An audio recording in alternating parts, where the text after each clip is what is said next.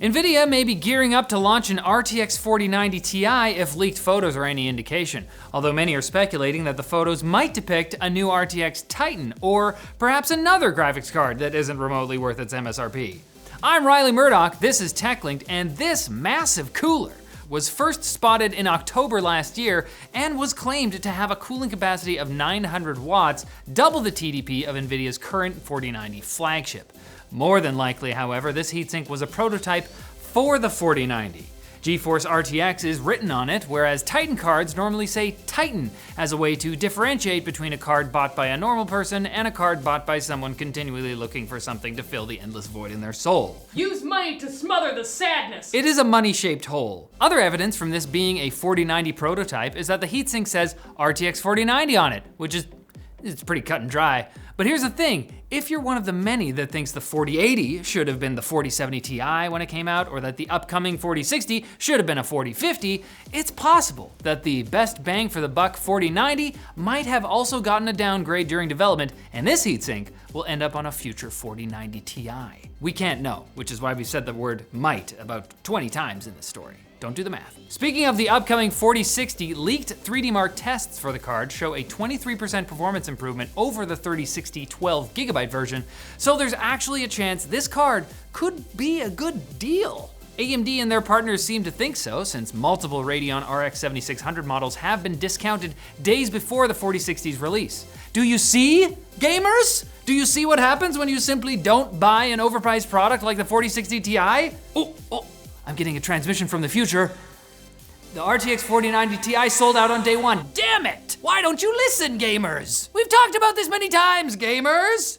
Gamers. No one wanted Stadia to fail, except everyone. So now YouTube is internally testing a new way to play online games instantly, according to an email seen by the Wall Street Journal.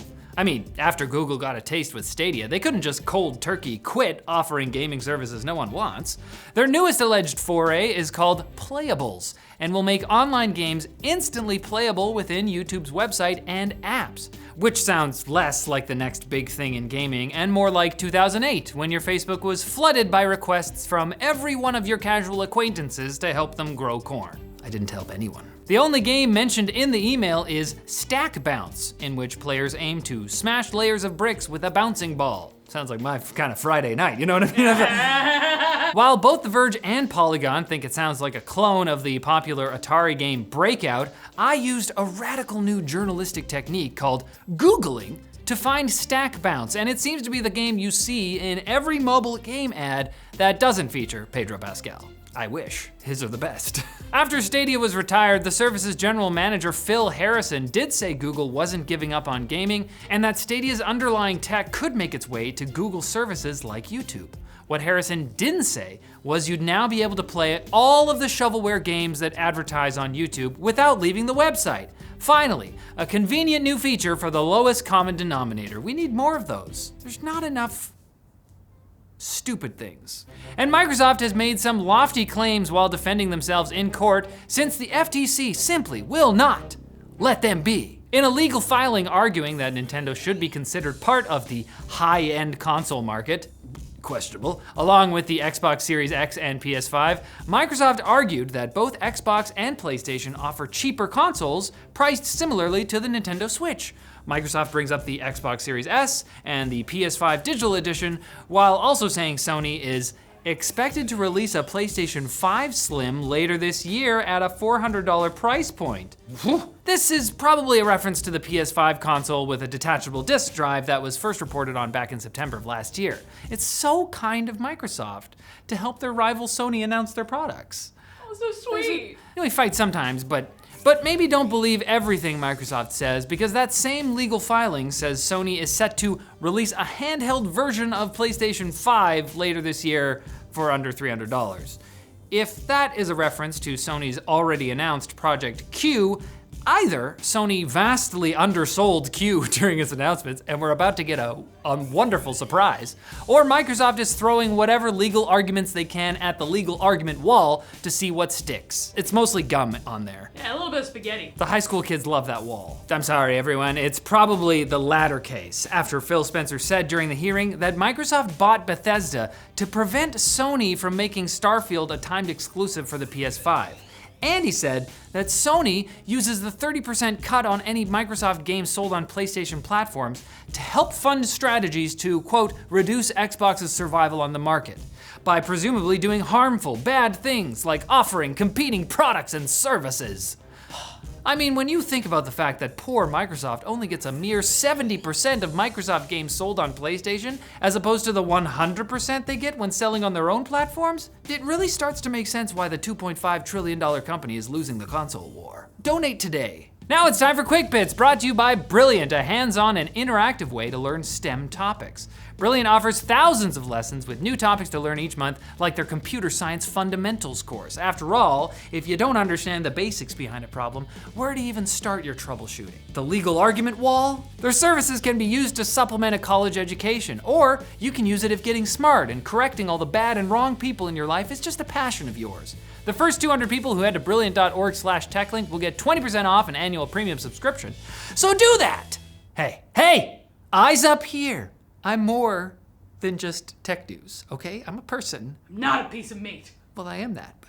The cost for NASA to collect exotic sand is ballooning, according to, well, NASA. The Mars Sample Return mission is meant to pick up the samples taken by the Perseverance rover over the last 2 years and transfer them back to Earth for study. The cost estimate, however, has jumped from up to $4.4 billion in 2020 to up to potentially double that amount. Ooh. There are multiple factors to this. Costly mistakes made by the Jet Propulsion Laboratories, updated sample retrieval plans to ensure collection if Perseverance has died by the time the mission launches, and worst of all, inflation. And we're not talking about the balloons that are used by the rover. I'm assuming there's balloons. Don't Google it. Because not even robots in space can believe the price of a loaf of bread these days. The CEO of Google's DeepMind told Wired that their next generation model, Gemini, will be more capable than ChatGPT, without saying in what way exactly. Like, will it stop making things up about me and emailing them to my friends and family because I'm not sure that was supposed to be a feature? Can it juggle? Gemini will combine the powers of a large language model with the kind of reinforcement learning techniques that, quote, helped AlphaGo defeat a Go champion in 2016. Which would be impressive if a human hadn't just beaten one of the top Go playing AIs last year. Google, please, just test this one before you demo it. That was embarrassing. Meta has launched a new Meta Quest Plus subscription service, joining the exclusive ranks of PlayStation Plus, Apple TV/fitness/other things plus, Disney Plus, and many, many more. The word plus, basic math's way of saying this, but more so. For $7.99, subscribers will receive 2 games every month, 2 specific titles that Meta chooses for you. July's titles are rhythm game / first-person shooter Pistol Whip and video game about playing a video game Pixel Ripped 1995. August's titles, however, will be Walkabout Mini Golf and Mother Gunship Forge. And I desperately wish I was the kind of person who would enjoy all of those games equally. They must be so happy. UK police are blaming a recent Android update for an uptick in emergency center butt dials. One new feature automatically dials emergency services when the power button is pressed 5 or more times, something that can be accidentally accomplished while trying to dig out a particularly pernicious wedgie. Did you think about that, UK police? Or as the British call it, wedgie. But in the accent like that. Wedgie.